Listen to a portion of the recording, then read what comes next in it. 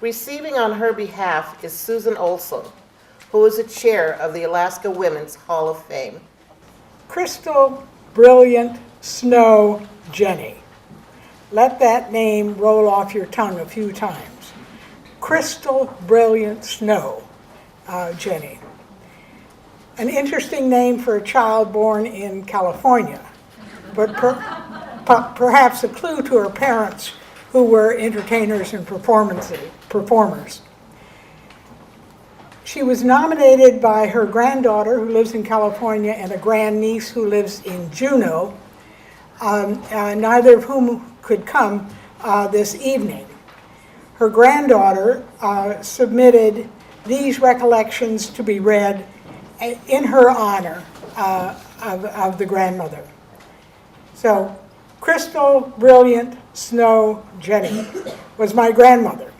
When I was 2, my mother returned to Alaska with my brother and me, and we moved into the house that Crystal and her husband, by then deceased, had purchased on Juneau's Chicken Ridge in 1919. That house is still in the family. We grew up there, and my uncle and his family lived first in the downstairs apartment and then across the street. All holidays were celebrated en masse in one house or the other. Family was important to Crystal, and over the years she cared for her dad, mother, husband, and other family members in times of sickness or other need. Crystal had lived through times of financial need and learned the value of preparing herself to provide food, shelter, and support for her family. Crystal was a successful actor, singer, dancer, poet, writer, educator, community activist, public servant, political activist, and business owner. Although most of these roles were driven by her passion and family background, they were also driven by her need to be certain that she could provide for herself and her family. Crystal was Juneau postmaster for the first 10 years of my life, and after that she retired and provided meals and support for the 4 of us, as my mom was working full-time. She still ran once more for the Territorial Senate and continued her other activities as well. I can remember with both fondness and my childhood embarrassment when my grandma, known as Gom, would call us for dinner. In those days, parents called out the front door for their children who were playing in the neighborhood. Gom sang out our names and pronounced dinner in her loud, operatic voice. She was well known in the neighborhood. I also remember attending church as a family.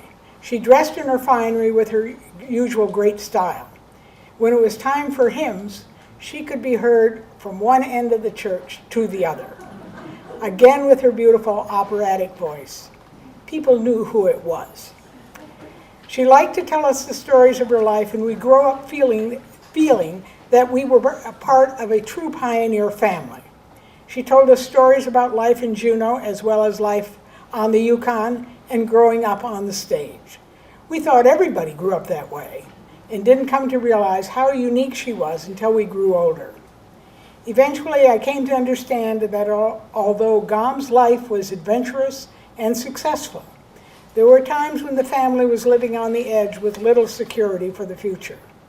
For all of her sense of adventure and purpose, she had her practical side. Although she studied music, she got a teaching certificate to fall back on.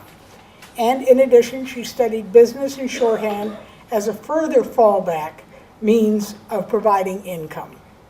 I was lucky to grow up with that kind of role model. Thank you.